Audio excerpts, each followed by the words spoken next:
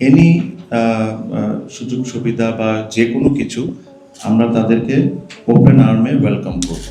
যে জিনিসকে অনুরোধ করতে চাই যে আমরা লাস্ট 1-1.5-2 বছর ধরে একজন পার্টিকুলার ক্রিকেটারকে নিয়েই আমার যদি নাম বলতে হয় সাকিবকে নিয়েই আমরা কথা বলছি।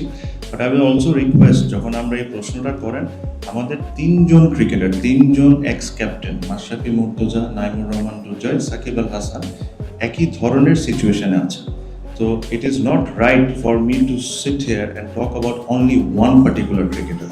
আমার কাছে মনে হয় যে আমরা যখন প্রশ্ন করব, আপনারাও যখন প্রশ্ন করবেন, please make sure that you are mentioning the other 2 X captain also.